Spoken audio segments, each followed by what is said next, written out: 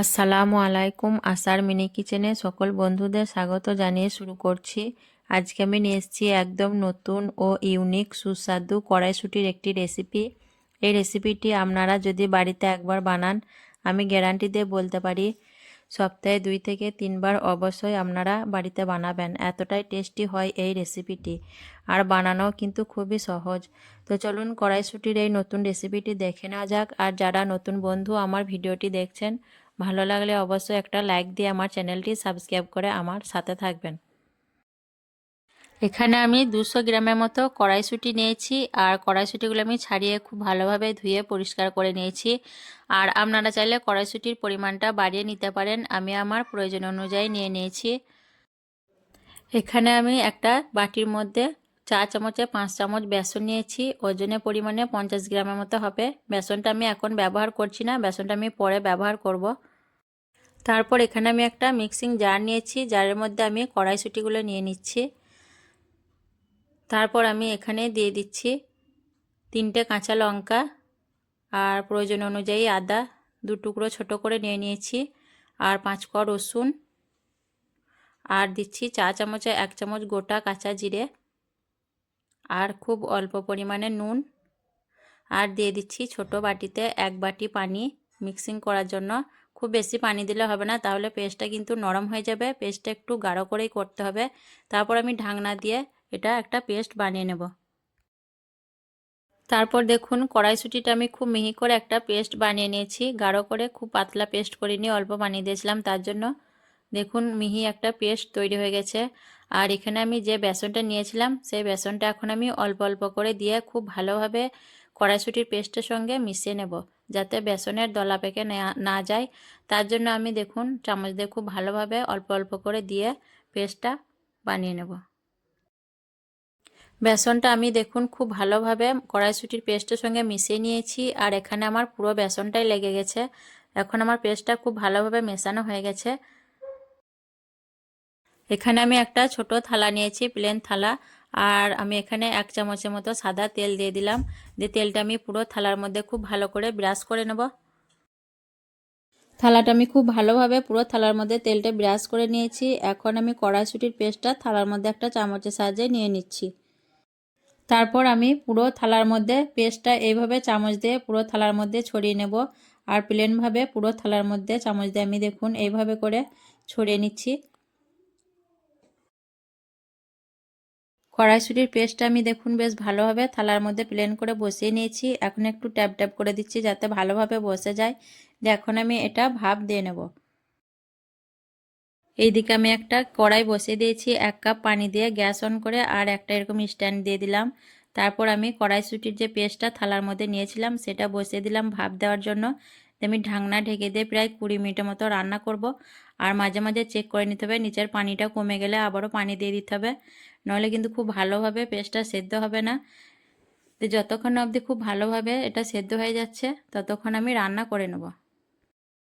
আর ওইদিকে ওটা ভাপ হতে থাক, আর এইদিকে আমি একটা মশলা পেস্ট বানিয়ে নেব। তার জন্য এখানে একটা মিক্সিং জার নিয়েছি, আর এর মধ্যে আমি 2টো ছোট সাইজের পেঁয়াজ 2 টুকরো করে নিয়ে নিয়েছি, ছোট ছোট 2 টুকরো আদা, আর 4-5 কোয়া মতো রসুন নিয়ে নিয়েছি একটা পেস্ট বানানোর জন্য।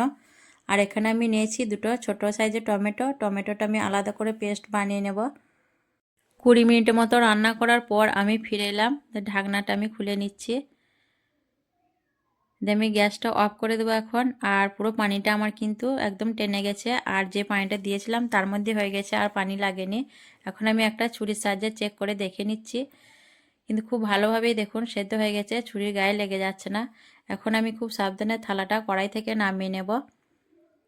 তারপর এটা আমি কিছুক্ষণ ঠান্ডা হতে দেব, আর এইদিকে আমি রান্নাটা বসিয়ে দেব।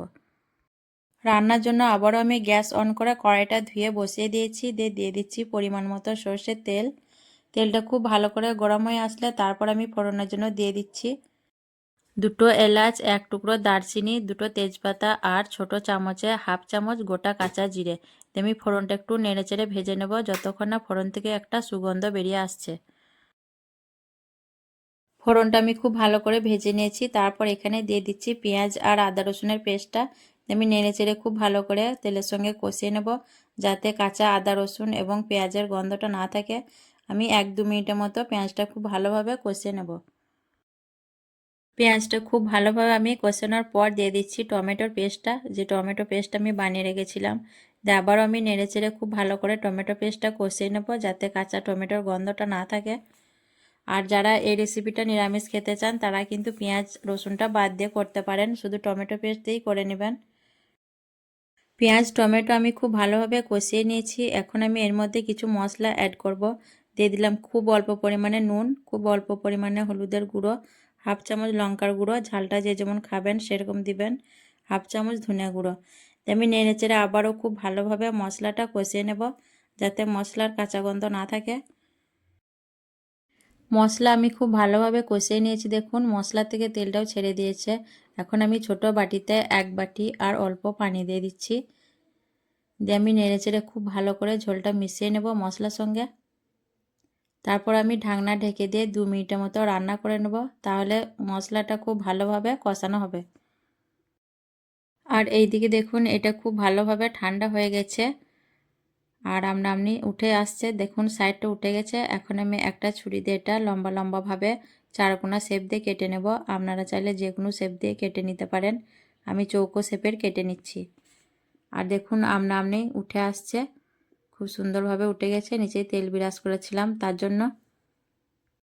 আর এইগুলো দেখুন প্রত্যেকটাই দেখুন আমনা উঠে আসছে। আর এগুলো কিন্তু শুধুমুখও খেতে পারেন, শুধুমুখও খেতে খুবই ভালো লাগে। 2 মিনিটের মতো রান্না করার পর আমি ফিরে এলাম, একটু নাড়াচাড়া করে নেব। আর মশলাটা দেখুন খুব ভালোভাবে কষানো হয়ে গেছে, তেলটা ছেড়ে দিয়েছে। এখন আমি এর মধ্যে ঝোলের জন্য দিয়ে দিচ্ছি 1 কাপ পানি। আর ঝোলটা একটু বেশি করেই করবেন, তাহলে খেতে খুবই ভালো লাগবে। আমি নেড়েচেড়ে খুব ভালোভাবে মিশিয়ে নেব ঝোলটা। ভালো করে নাড়াচাড়া করে মিশিয়ে নেওয়ার পর আবারও আমি ঢেকে দিয়ে খুব ভালোভাবে ঝোলটা ফুটিয়ে নেব। ঝোলটা দেখুন খুব ভালোভাবে ফুটে উঠেছে। এখন আমি একে একে কড়াইশুঁটির ভাপাগুলো সবগুলোই দিয়ে দিচ্ছি। আমি নেড়েচেড়ে একটু মিশিয়ে নেব। তারপর আমি এখানে দিয়ে দিচ্ছি ধনেপাতা কুচি। ধনেপাতা দিয়ে আমি খুব ভালোভাবে নেড়েচেড়ে মিশিয়ে 2 মিনিটের মতো রান্না করে নেব, যাতে কড়াইশুঁটির ভাপার মধ্যে নুন মশলা ঝালটা ভালোভাবে ঢুকে যায়, তাহলে আমার রান্নাটা হয়ে যাবে।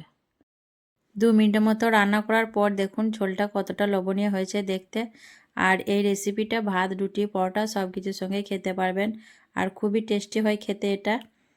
আর বাড়িতে একবার বানালে কিন্তু বারবার বানিয়ে খাবেন, এতটাই টেস্টি হয় এই রেসিপিটি। আর কতটা লবণীয় হয়েছে দেখতে দেখুন।